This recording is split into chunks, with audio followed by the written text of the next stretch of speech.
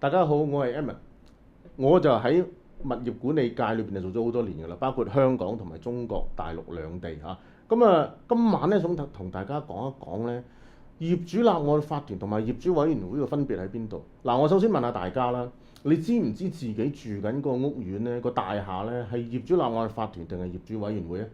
嚇，不有關係嘅咩？喂，差唔多嘅啫喎。sorry，係好大分別㗎啊！嗱，淨係一個好重要，萬一有部 lift 壞咗或者係有意外發生，如果係業主立案法團，你要俾錢夾㗎噃，你要俾錢㗎。如果俾人告賠嘅話，你要俾錢賠㗎噃。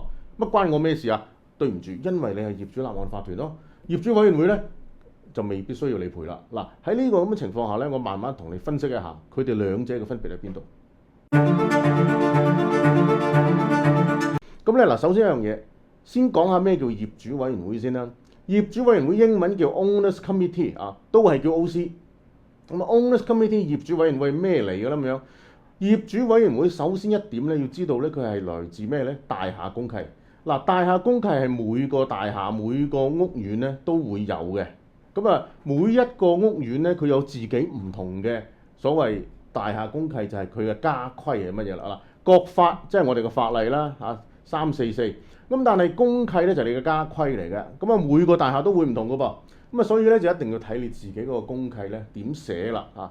咁啊，作為一個物業經理咧，好多時候咧如果收到唔少業主認為需要成立業主委員會咧，我哋首先要解釋俾佢聽係咩嚟嘅先。嗱，首先業主委員會咧，根據大廈公契去成立。大廈公契入邊咧，就通常咧都會咧係講咧到底係有幾多個委員。有啲屋苑可能係3棟樓，有啲屋苑可能係2棟樓。無論係幾多棟樓都好，好多時候咧，香港嘅大廈咧，啲屋苑入邊咧，好多時候可能係每棟樓可能1個代表或者係2個代表。咁舉個例，如果你個屋苑係5棟樓，咁啊每棟樓1個委員嘅，咁咪5個咯，係嘛？咁啊每一棟大廈咧，每一棟樓咧就1個代表。咁好啦，咁啊至於個任期係幾耐咧？1年嘅啫，啊每年咧都要選嘅。咁咧，但係咧業主委員會大家要緊記一點咧係咩咧？業主委員會佢唔係一個法定嘅一個嘅法人團體嚟㗎。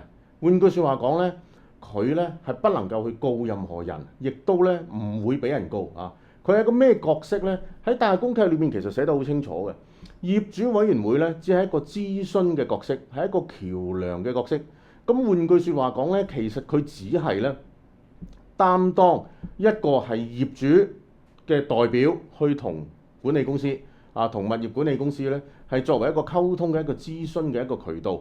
咁咧即係咁講啦，你有咩意見去投訴管理處啲人唔睬你，咁你咪揾業委會咯。業委會啲委員咧，佢係代表你噶嘛，代表居民噶嘛，咁佢就會幫你咧喺每個月嘅物業經理咧去溝通。喂，你呢度屋苑呢度咁樣唔得噃，係嘛？有啲咩投訴，我哋投訴好多次，你哋唔理喎咁樣嚇。咁咧呢個就係業主委員會嘅角色嚇。仲有業主委員會有一樣嘢好重要咧，就係因為咧佢唔係一個法人團體咧，佢根本就唔需要註冊嘅，冇註冊制度嘅。咁咧所以咧佢咧亦都咧所有嘅業主委員會咧就冇任何法律責任嘅。即係頭先都所講啦，佢只不過係一個橋梁嘅角色，即係話佢係代表你反映下民意。咁你有咩意見，佢只係幫你咧轉達嘅啫。實際嘅管理者咧就唔係業主委員會，都仍然係咧物業管理公司。咁所以咧佢係只係幫你咧去傳達。當然啦，如果冇人，譬如做咗3年，第4年啲業主上屆啲委員咧有啲又搬咗屋，有啲又賣咗樓，有啲又移咗民。又冇人肯制，冇人肯做，咁咪解散咯。呢個冇問題嘅嚇，隨時可以解散，又隨時可以成立翻嘅。只不過係一個嘅純粹一個諮詢啦。津貼就冇嘅冇錢嘅，做委員係完全100%係做義工嘅啫嚇。你話香港嚟講，目前有啲咩大廈咧？其實都唔少咧，係業主委員會嘅。特別咧，我見好多咧嗰啲高級嘅屋苑啦、啲豪宅啦，佢哋都係業主委員會，而唔係業主立案法團嘅噃。點解會咁咧？我稍後先至再講嚇。好啦，我亦都咧再講翻咩叫做業主立案法團先。頭先所講提到咧，業主委員會係根據公契去成立嘅。但係業主立案法團咧就唔係啦。業主立案法團係根據法例建築物管理條例第344章入邊咧去成立呢個所謂業主立案法團。政府咧係非常之鼓勵咧屋苑嘅業主咧去成立業主立案法團嘅。嗱，佢冇特別鼓勵業主委員會嘅喎，佢係鼓勵成立業主立案法團，所以佢喺法例裏邊咧，整個344嘅法例裏邊當中咧，其實有好多嘅條文裏邊咧都係鼓勵嘅，包括而家我哋嘅民政處啦，係嘛？即係佢哋都係好多無論係修改嘅法例點樣改都好咧，政府其實都係好支持成立呢個業主立案法團。咁所以咧，業主立案法團咧，如果要成立咧，必須要跟法例。嗱，法例入邊點寫咧？業主大會可以由不少於總數業權份數5%，即係5%就可以咧，由一個業主委員咧，部分嘅業主咧去提議去召開，然之後你開個業主大會就成立到㗎啦。嗱咁，但係咧就首先要特別要強調一點，成立業主立案法團咧，需要成立嘅話，要全體業主嘅30%或以上。嗱，基於兩個條件，第一，開呢個業主大會需要有30%係全體總數業主。如果呢個屋苑係100個單位，你就最少咧要有30%，即係30個業主要出席嚇。第二個條件係咩咧？喺呢個業主大會當中咧，你係要超過半數，而過半數又要超過30%，先至咧係可以成立到業主立案法團。咁咧其實個過程都相當有啲複雜下嘅嚇。咁要成立到嘅話咧，你要滿足頭先我所講嘅兩大條件，你要最低限度要最少有30%，第二你要過半數都係要贏嘅。如果呢個屋苑裏邊係100個業主，只係得30個業主出席，而呢30個業主全部都投贊成票 ，OK 冇問題，因為冇人反對嘛。咁但係如果呢30個業主裏邊當中有一個唔聽話，佢要投反對票，即使29對1都好，你唔夠30，你係成立唔到業主立案法團嘅喎。咁如果我有31個業主出席，但係我又有40%嘅業主咧就反對，即係話我有71個業主參加呢個業主大會，咁但係咧有40% 反對，31% 支持，你都係過唔到，係嘛？即係呢個咧就係佢嗰個最難處理嘅問題。不過點講都好啦，對比起中國大陸咧，其實香港係算寬鬆㗎啦，2㗎啦，30%。中國大陸係點啊？2/3啊，即係話你要攞67%啊。咁所以佢要成立咧就更難啊。嗱，委員人數啦，香港嚟講咧就視乎咧法例咧就係話啦，你個屋苑有幾多個業主啦，幾多個單位啦，應該咁講。如果你個單位越多咧，最低限度，譬如你100個單位嘅話咧，你咧就需要咧最少有9個委員啊。如果你係100個單位都冇嘅，咁5個啦。如果你有啲咧係再少啲，可能得3個啦嚇。即係咧，但係咧香港嚟講，大部分嘅業主咧，大部分屋苑咧都係咧，如果有業主立案法團咧，都有9個人嘅嚇。點解又有3個、有5個、有7個、有9個咧？其實好簡單，都係要單數。因為點解要單數啊？開管委會會議，每次開會。咁如果萬一要投票嘅時候，咁你如果雙數就比較麻煩啦，係嘛？咁梗係單數會方便啲。每一個業主立案法團嘅任期咧，每個委員係2年嘅，選咗出嚟咧，每個人都做2年。更加重要提到啦，香港嘅業主立案法團咧，佢係有法人地位，係可以去告任何人，亦都可以被告。換句説話講，你如果個屋苑想去換咗而家嘅呢個嘅物業管理公司咧，你必須要成立法團，因為法團係可以炒物業管理公司，但係業主委員會頭先我提到咧就冇呢個權嘅，因為佢根本就冇一個法定嘅地位，所以佢唔能夠炒物業管理公司唔能夠更換嘅。但係啦，如果有意外發生係嘛，俾人告嘅話咧，全體屋苑咧都會被告嘅，因為你已經成立咗法團啊。如果俾人告你冇成立法團咧，咁邊個負責啊？業主委員會咧係唔使負責嘅嚇，係邊個負責啊？物業管理公司負責咯。呢個咧就係一個好清楚嘅。好啦，提到咧業主立案法團咧，當你成立咗之後開咗大會咧，你就需要咧去土地註冊處嗰度登記。開大會後28日內，你要去咧連埋你嗰啲主席師傅秘書全體9個人，最少9個人。身份證同埋地址證明，你要一齊去土地註冊處嗰度登記，成立業主立案法團。成立咗業主立案法團之後，土地註冊處會有張證書俾你呢張證書咧要攞翻去屋苑嗰度，喺你個辦事處，即係話業主立案法團嘅辦事處咧要貼出嚟㗎。如果你話喂，我哋呢個大廈單棟樓嚟嘅啫喎，冇辦公室喎，咁點啊？你租又好，你去借又好啊，可以唔一定咧係喺你自己屋苑嗰度。咁但係咧，你要出張通告話俾所有全體業主知，你業主立案法團個辦公室喺邊嘅啊？而呢個地址咧係需要註冊係喺你嗰個土地註冊處裏邊嘅。咁啊，更加重要一點咧就係咧嗱，業主立案法團咧佢本身咧如果有問題嘅話咧嚇嗱係需要咧委員係負上法律責任嘅嚇，因為頭先都提過啦，即係萬一有咩事咧，俾人告咧，咁當然啦，如果你係真誠而合理去做事嘅，去做決定嘅話咧，當然冇問題啦。但係如果你又牽涉到又有貪污啊，又有其他嗰啲古靈精怪嘅問題咧，呢啲個別嘅委員咧，不排除係會需要個別咧，佢本人係需要承擔法律責任嘅。咁啊，買保險啦嚇，需要買保險啦，替全體屋苑買保險啦，替業主立案法團買保險啦。但係咧，我想特別強調一點咧。業主立案法團咧，佢有一個好重要嘅問題係咩咧？係不能夠咧解散嘅。即係換句説話講咧，一經成立，即使冇委員參與運作咧，法團係不能解散。嗱，呢個係導致到好多人猶豫、裹足不前，到底是否成立業主立案法團？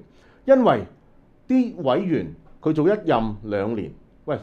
萬一佢真係賣咗樓咧，移咗民咧，係嘛？搬咗屋咧，又或者唔舒服病咗咧，又或者破咗產咧，又或者俾人拉咗坐監，各種原因做唔到委員，又冇人肯做，咁點啊？對唔住，即使你冇人做都好，業主立案法團係不能解散嘅。嗱，整個344法例裏邊咧，我哋睇完之後咧，其實根據公司法例咧，基本上咧係從嗰度而嚟嘅。咁但係公司可以解散，可以 wind up 係嘛？但係業主立案法團係不能解散。咁呢個咧係一個幾大嘅問題㗎。咁啊翻唔到轉頭㗎啦嚇！你又不能夠話喂，我冇人做啊，我叫翻原本嗰個發展商原本咧你做物業管理嘅，喂，對唔住啊，我哋冇人做啦，你翻嚟你做翻得唔得？Sorry，唔得。你請佢翻嚟做係得嘅，不過已經不能夠翻去以前咧佢做翻嗰個所謂公契經理人，你咧將個法團解散翻咧。對唔住，翻唔到轉頭㗎啦，冇㗎啦嚇！呢個係一個不歸路嚟嘅。咁所以咧所以好多業主咧都問我呢個問題，喂，如果既然係咁嘅話，好似唔係好制得過喎咁樣啊。嗱，而家咧我即係講一講我自己個人睇法啦。香港嚟講咧，成立業主立案法團最多嘅咩咧？公屋同居屋。你話公屋都有咩？係，公屋都有，因為公屋咧政府咧房屋署咧有部分公屋係有賣嘅，佢未必賣晒，但係佢有部分單位出售咗嘅。咁咧就公屋同居屋咧，房屋署咧，尤其是居屋咧，喺2000年嘅時候咧，就已經咧有呢個即係講到明㗎啦。你要成立業主立案法團，你唔成立咧，我房屋署我走人㗎啦，再見㗎啦嚇。咁反正我都解散㗎啦。咁所以房委會喺呢個情況下解散之後咧，咁即係變咗政府咧唔再管，咁你私人屋苑呢啲公屋居屋就一定要成立呢個業主立案法團。私人單棟樓有冇咧？都唔少嘅都非常之多。咁個別啲私人屋苑咧都有唔少嘅都有幾多。不過咧，我自己嘅經驗睇到咧，好多屋苑尤其是豪宅唔肯成立業主立案法團。當然我唔係講緊全部啦部分啦，或者咁講我所認識嘅大部分咧，好多呢啲咁嘅豪宅咧都唔係好願意成立業主立案法團，情願繼續用業主委員會。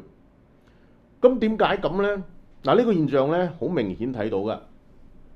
你諗下，既然成立業主立案法團，又可以當家作主，又係真正嘅有牙老虎，可以炒物業管理公司仲可以查你帳，咁大嘅權點解唔要？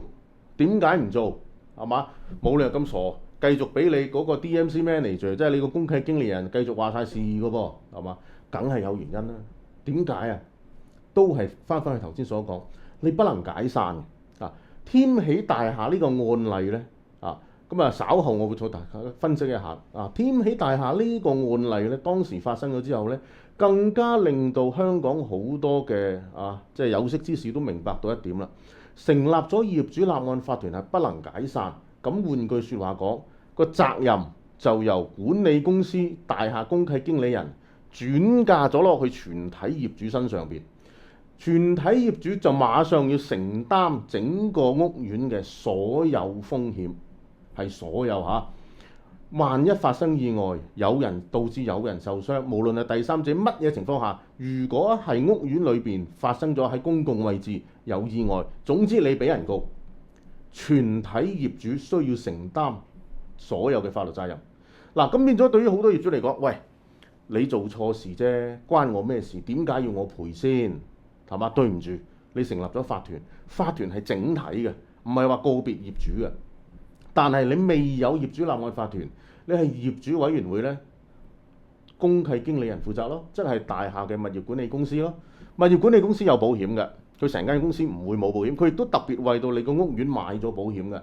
咁喺呢個情況下，如果發生咗意外，物業管理公司就會承擔呢個法律責任啦。咁但係你係法團喎，對唔住啦，物業管理公司就講一句 sorry， 因為你係法團，你就要承擔㗎啦。咁起碼一點啦，你話我就算我係管理公司，我疏忽都好啦，我咪同你 share 咯 ，share 翻嗰個責任咯。但係唔係我食晒咯啊。咁所以呢，即係大家都明啦，好多豪宅有好多有錢人都會有律師㗎，啲律師都會同佢講，喂，似乎唔係好制得過喎，成立呢個業主立案法團，繼續業主委員會咪算咯。啊，做業主委員會好簡單啫，你管理公司你係服務提供者嚟㗎嘛，你係 service provider， 我要你做乜你就做乜，管理費收翻嚟嘅錢係我哋屋苑嘅所有全體業主嘅錢嚟嘅，你不能夠亂嚟。